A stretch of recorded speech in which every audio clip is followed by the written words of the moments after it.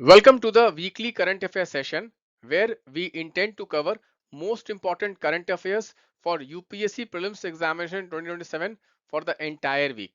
Guys, the main idea behind this weekly session is to help you revise the entire week current affairs by selecting and emphasizing only on those topics which have high probability to come in the prelims examination next year. So even if you are reading the newspaper daily, even if you are following the current affairs daily, these weekly sessions will help you to revise the entire week's current affairs in just half an hour. Guys, I have been conducting these sessions for the last 1 month.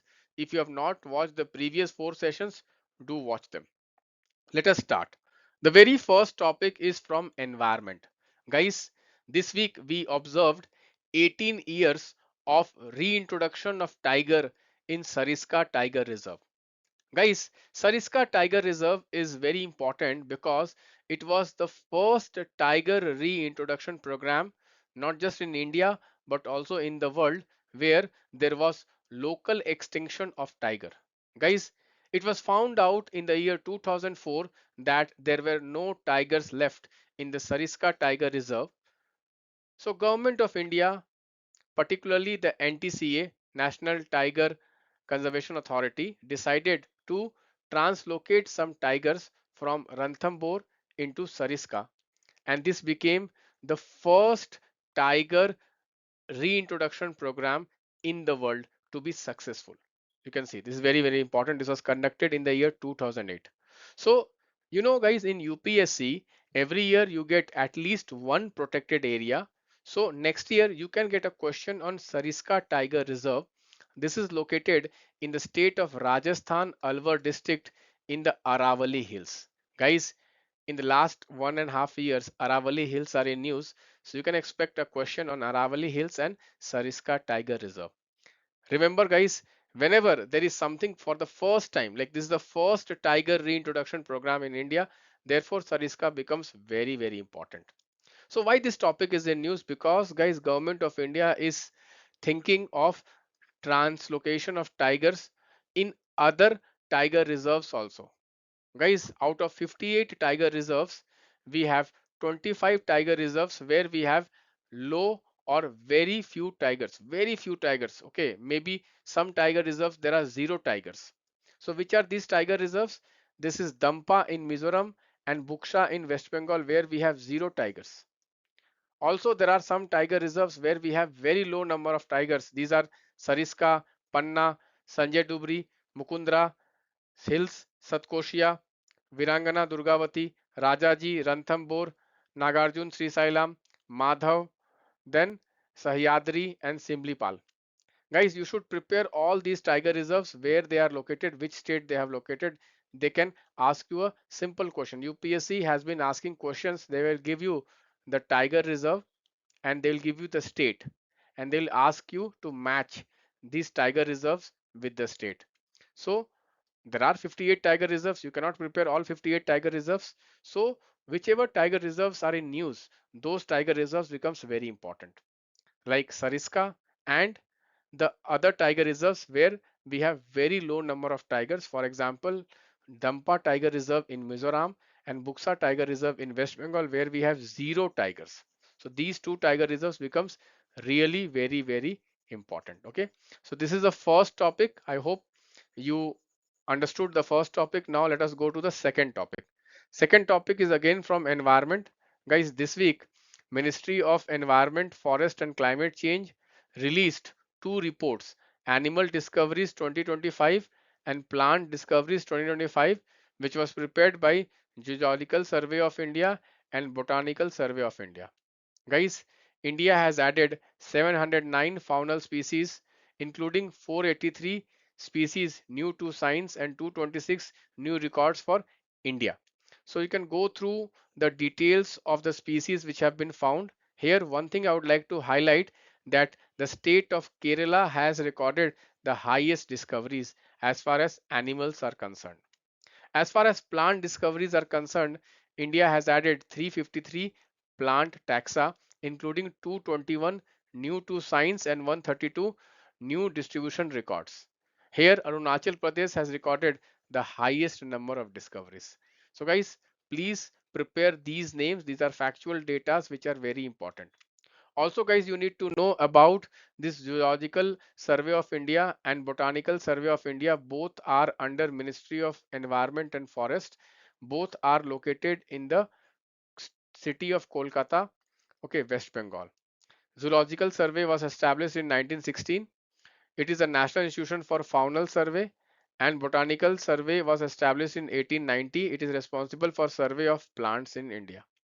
Guys, India is one of the 17 mega diverse countries. India has only 2.4% of the world's land, but India has 8% of the world's biodiversity. So India is a mega diverse country. Guys, in total there are 17 mega diverse countries.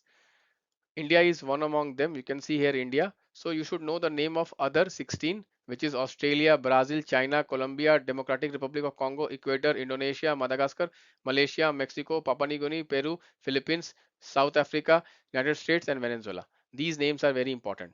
Guys, India also has 4 biodiversity hotspot, which is Himalayas, Indo-Burma, Western Ghats, Sri Lanka, and Sundalands in Andaman and Nicobar Islands.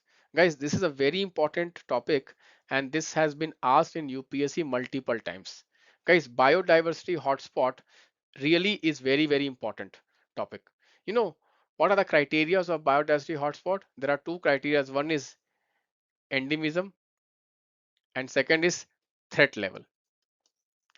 So guys, we have 4 biodiversity hotspots. This is really very important, and India is one among the 17 mega diverse countries. The 16 other than India are also listed here. Please do prepare it.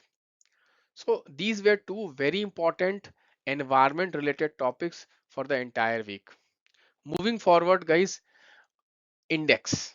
Guys, every year in the prelims examination, you get at least one question from index. This year in 2026 prelims examination, there was a question on index, two questions on index, financial inclusion index and multidimensional poverty index. So next year, you may expect a question on SDG index. Guys, you know, SDG report has been published, and in that report there is an SDG index. And why this is important for this year? Because India has recorded the highest ever score in the SDG index. You know guys, SDG report has been published in the last 10 years starting from 2016, and this year India has recorded the highest score of 68.3, and India's rank is 94 out of 167 countries, which is better than 2025 rank of 99th. So there is an improvement in India's SDG index ranking. Therefore, this topic becomes very important. Guys, one thing you should know that there are total 17 SDGs. You should take note of all 17 SDGs. Sometimes UPSC can give you a simple question, how many SDGs are there and what is the SDG 1, what is SDG 2, what is SDG 3, like this 17 SDGs they can ask you. So please go through this list. This is really very important. Particularly no poverty SDG 1, no hunger SDG 2, good health SDG 3, quality education SDG 4, and gender equality SDG 5. So please go through this. Even SDG 7, affordable and clean energy, is really very important. So go through this list, entire list. This is very important. Moving on guys, next topic again from environment is climate tipping point. Guys, recently India has sought clarity on the definition of tipping point at the Bonn climate talks. What is tipping point and why it is so important? Guys, climate tipping point is nothing but a threshold beyond which if the climate system shifts, then it will be an irreversible change.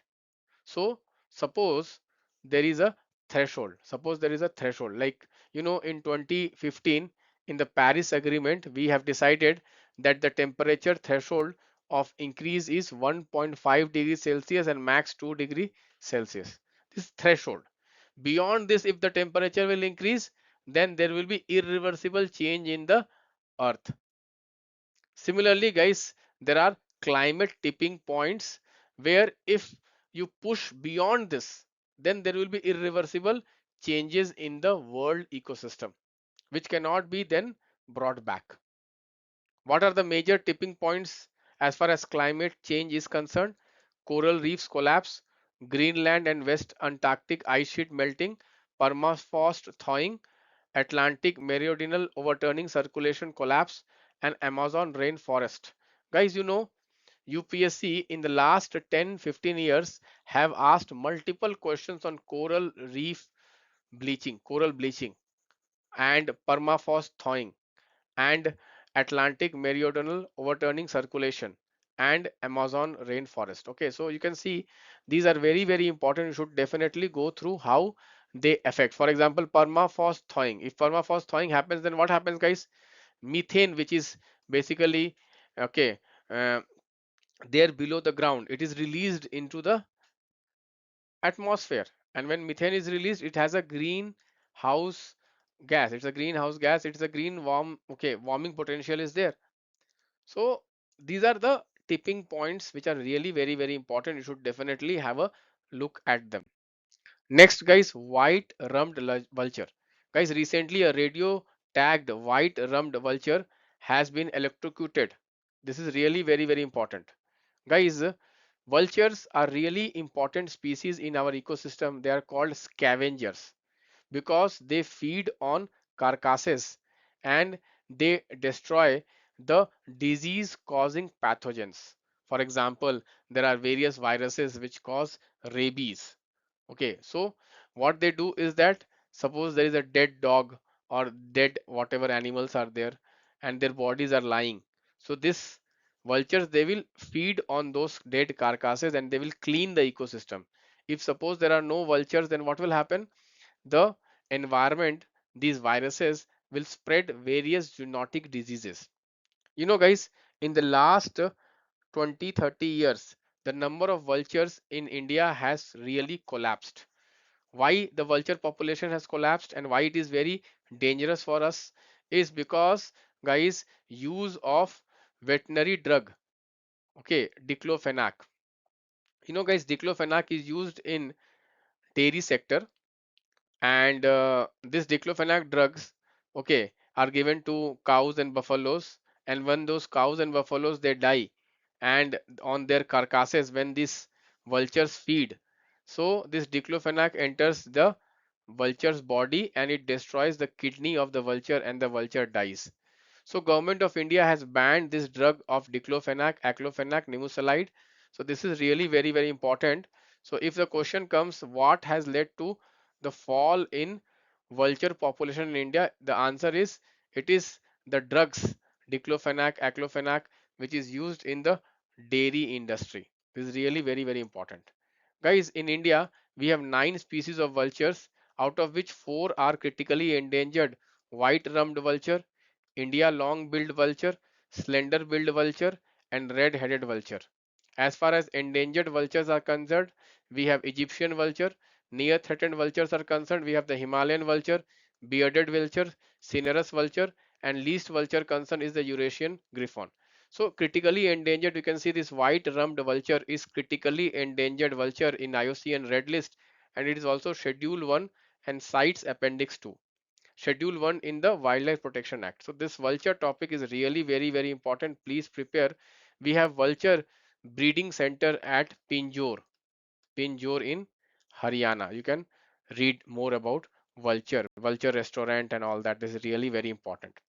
Moving on, guys, Indus Water Treaty, guys, Government of India has said to Pakistan that we are not going to review and revive the Indus Water Treaty.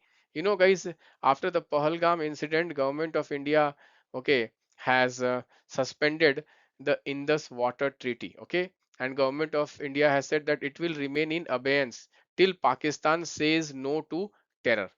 Guys, Indus Water Treaty was signed between India and Pakistan in the year 1960. It was brokered by World Bank. So this World Bank term is very important. 1960 is very important. Under this Indus Water Treaty, guys, eastern rivers are allocated to India and western rivers are allocated to Pakistan. Eastern rivers are Ravi, Beas, Satluj, and western rivers are Indus, Jhelum, and Chenab. Guys, 80% of the basin water goes to Pakistan and 20% okay stays in India. Guys, India also has permission of using the western rivers which are allocated to Pakistan, but there is a condition that India will only have run of the river project. Any dispute between India and Pakistan on Indus Water Treaty will go to the Permanent Indus Commission or Court of Arbitration. This is very, very important.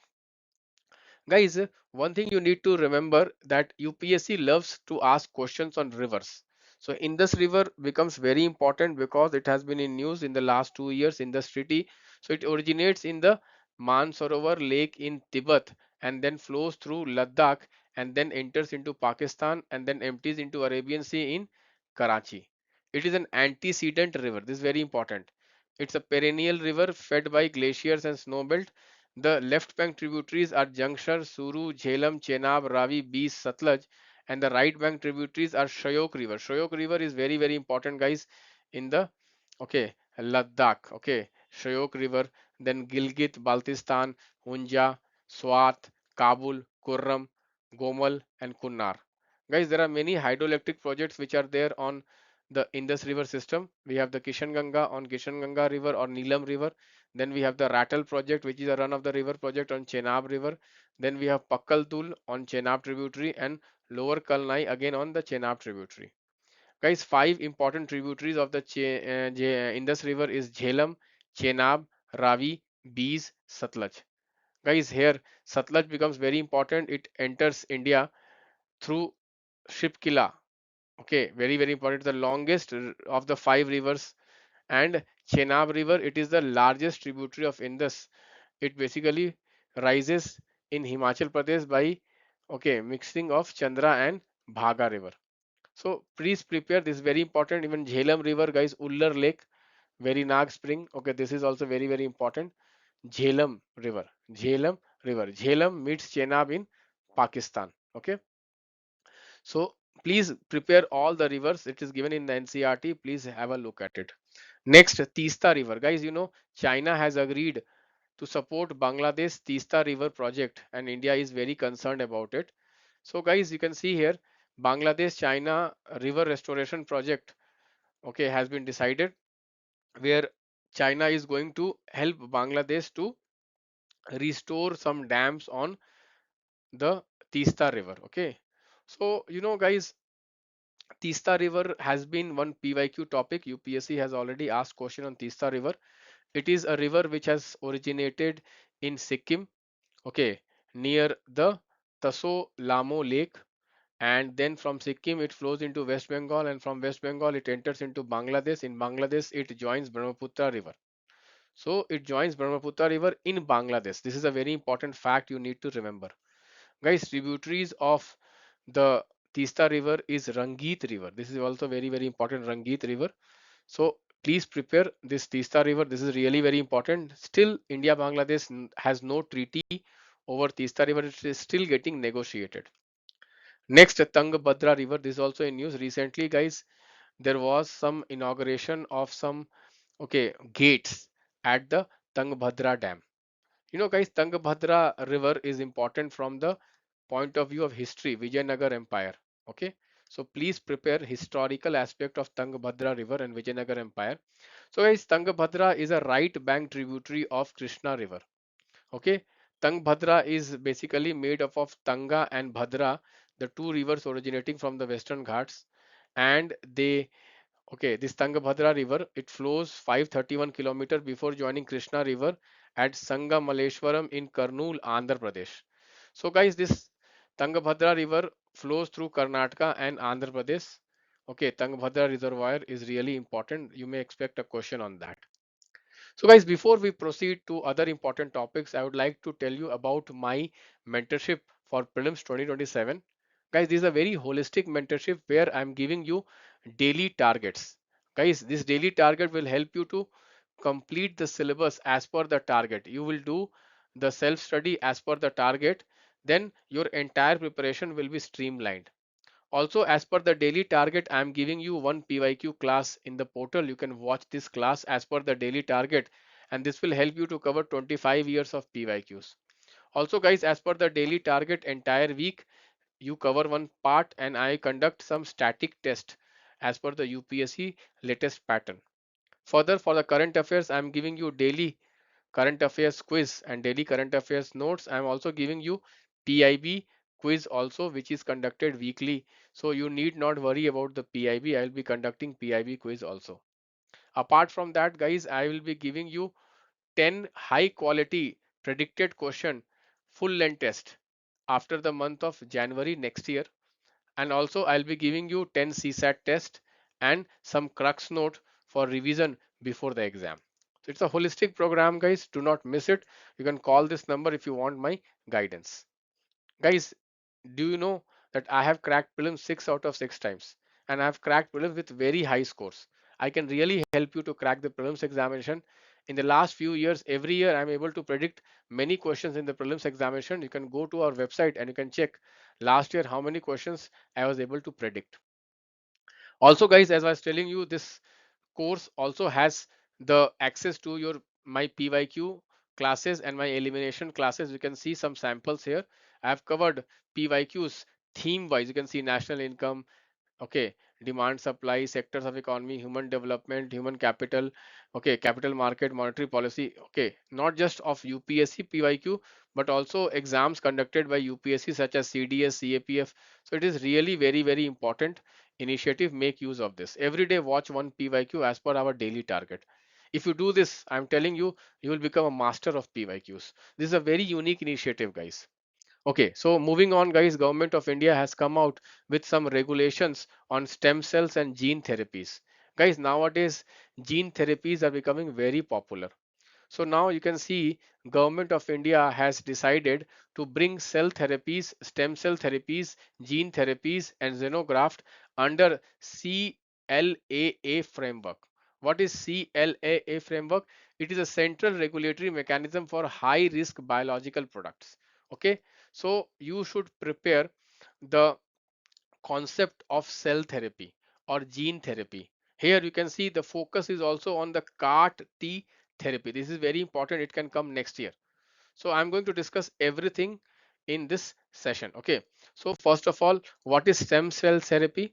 Guys, to understand stem cell therapy, first of all, you have to understand what are stem cells. Stem cells are undifferentiated cells which are capable of self renewal and differentiating into specialized cells. Okay. So what happens? Stem cells, they can grow into, okay, they can renew and they can grow into other differentiated cells, like it can go into the cells of your, okay, organs, various organs, okay, eyes, ears, okay, anything, any organ it can basically grow into. So stem cells, they have a unique property. They are undifferentiated and capable of self renewal and differentiation into specialized cell. Means stem cells can grow into any organ of your body. Stem cells are generally found in bone marrow, blood, brain, etc. etc. They function as repair mechanism in our body. Stem cell therapy repairs and replaces damaged tissues in our body. So this can be used for regenerative medicine. It can be used for regenerative medicine. Guys, stem cells has been used for leukemia, okay, then you can see lymphoma, okay, such kind of diseases. Now, next is the gene therapy. What is gene therapy, guys? Sometimes because of mutations in genes, you may have some kind of diseases. So these diseases are because of some defect in the genes. So gene therapy, what happens is that we can cut that gene, we can edit that gene, we can silence that gene which has led to disease. This is called gene therapy. And here what we use is CRISPR-Cas9 technique of cutting the genes or editing the genes. Okay, gene editing technique, CRISPR-Cas9. So guys, this gene therapy is also really very important. Next one is the CAR T cell therapy. Guys, CAR T cell therapy is basically a personalized cancer immunotherapy.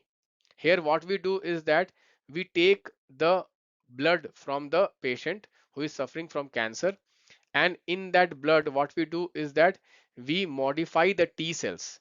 We modify the T cells and then we again put this blood into the patient. Now this modified T cells, they can attack the cancer cells and they can destroy those cancer cells. So this is really very important. In this technique we don't use any external medicine.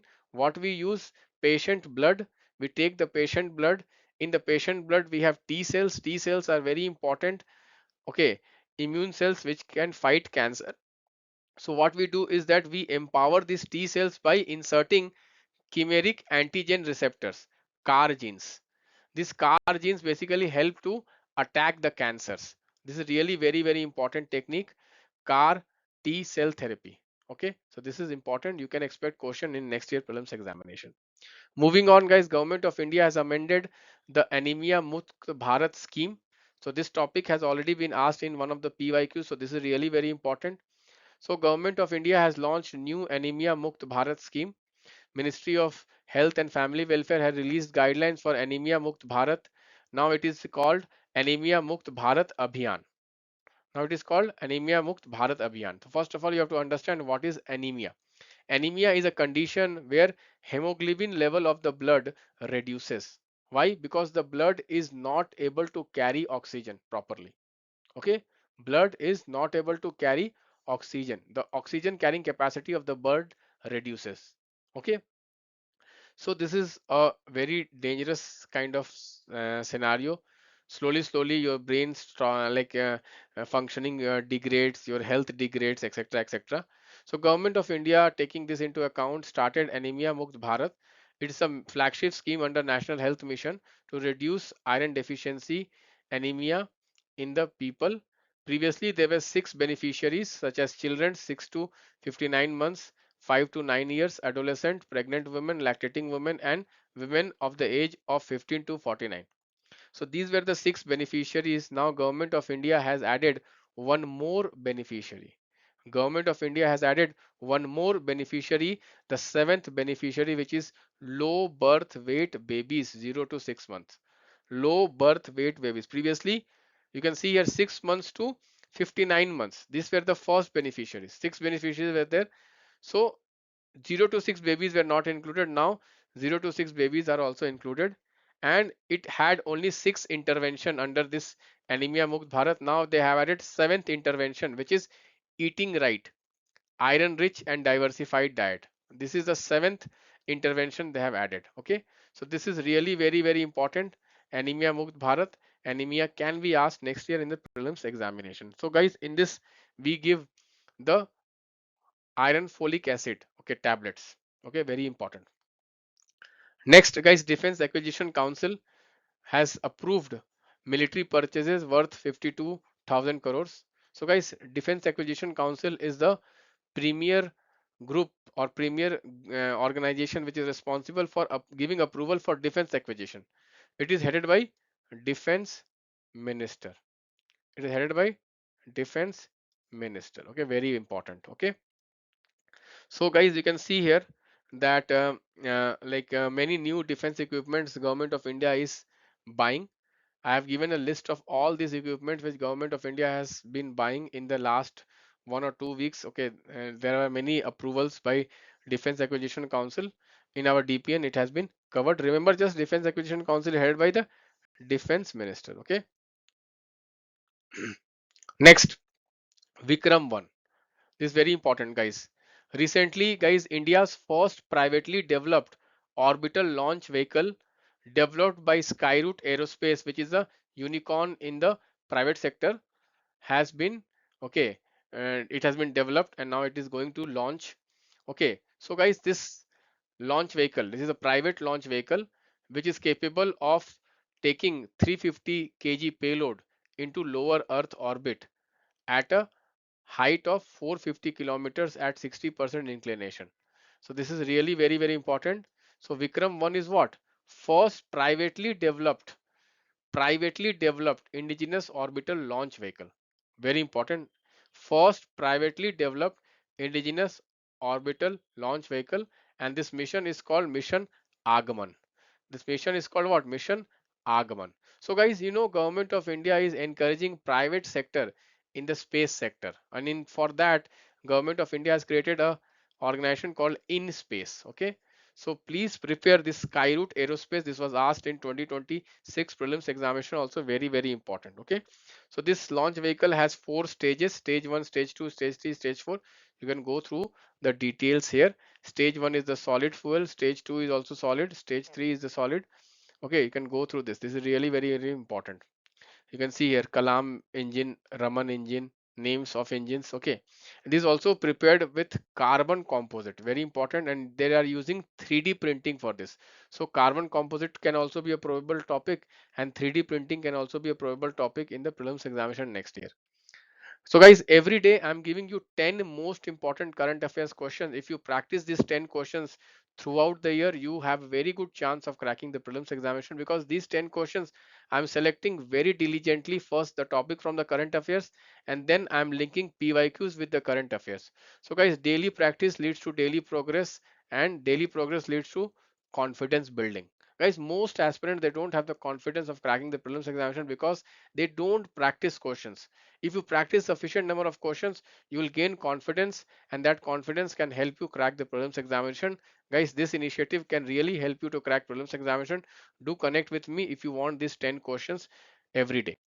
Moving on, guys, you can see China has launched one of the most inexpensive AI models, which is called GLM 5.2. This has been developed by a private company, Zufu AI, in China. It is operating at one-sixth the cost of various models like the cloud or OpenAI, okay, ChatGPT, etc., etc. So it's a large language model developed by Chinese company which has advanced reasoning, coding, and agentic AI capability. It's a large language model. Okay, you know LLMs are also very, very important topic. This was asked in 2026 prelims examination. LLMs are basically what? They have the capability, they are AI models which have the capability to understand language, process language, and come out with some output. Okay, so please prepare all these LLMs. Okay, India has also come out with its own LLM, you know guys, Servam AI. Okay, so what are the LLMs right now which are famous? GPT, we must be using GPT, Cloud, Gemini, Llama, DeepSeek, and Mistral. DeepSeek is also Chinese. Okay, next, petroglyphs. Guys, Maharashtra government has decided to use AI to solve Konkan's oldest mystery, which is petroglyphs.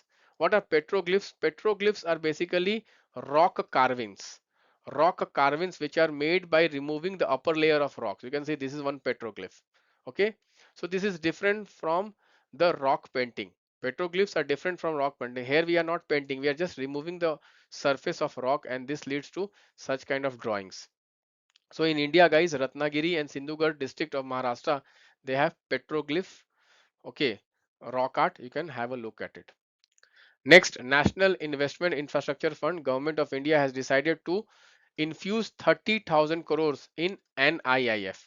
What is NIIF? This is a very important topic. It's a PYQ topic also, guys. It's a sovereign anchored investment fund. It's a sovereign anchored investment fund. This is very, very important. Sovereign anchored. And Government of India has 49% of equity share. Government of India has 49%. This fact is very, very important. And this is managed by National Investment and Infrastructure Fund Limited. It is backed by sovereign wealth fund, pension fund, multilateral banks, etc., etc. Basically, this fund will be used for infrastructure development in India. Okay, there are 4 operational funds under this NIIF. One is infrastructure fund, private market fund, opportunities fund, and India China in India Japan fund. India Japan fund. Next, guys, aluminium. You know, guys, government of India is focusing on aluminium. Why? Because the future metal is aluminium. You know, guys, many car companies, they are shifting from copper to aluminium.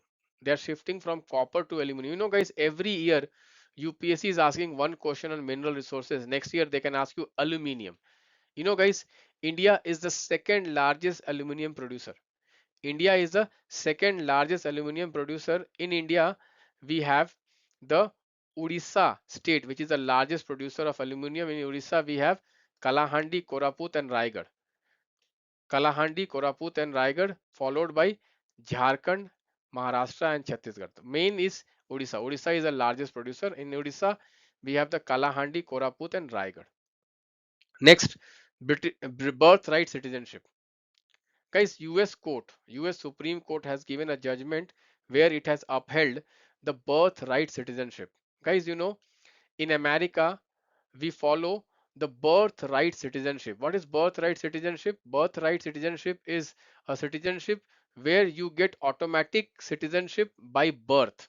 Okay, which is also called jus soli,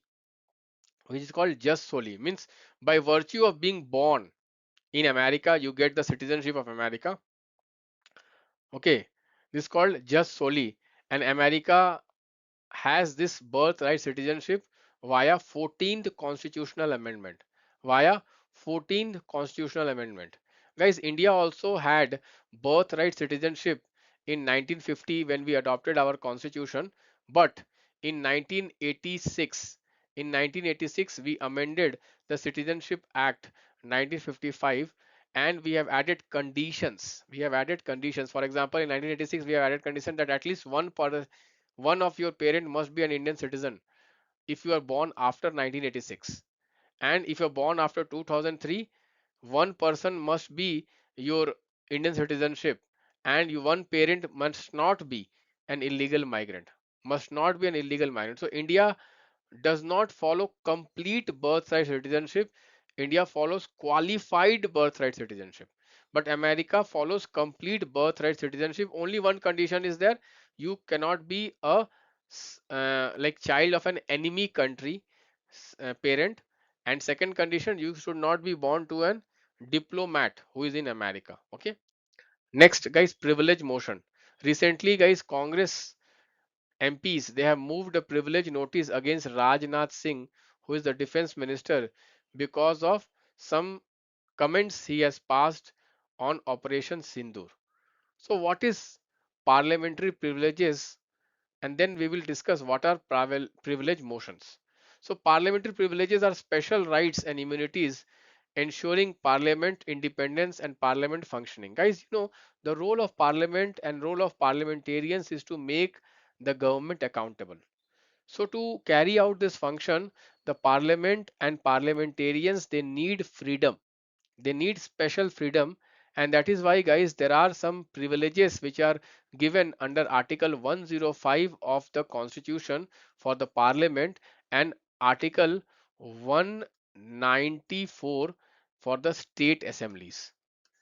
So these are basically privileges given to the parliament as a whole, legislature as a whole, and parliamentarians and members of legislature as individuals. Okay, very important. So these are collectives and these are individuals. Like collective, we have control over proceedings, publication of proceedings, punishment for breach of privileges, and then individuals, we have freedom of speech, immunity from arrest in civil cases, etc., etc. Okay, so guys, there is a privilege motion which has been moved, because a parliamentary privilege has been breached as per the Congress MPs. Okay, so they have submitted this breach of parliament privilege motion to the speaker. Okay, so there is a committee of privileges, guys, which examines the breach of privilege, and then it can suggest punishment also.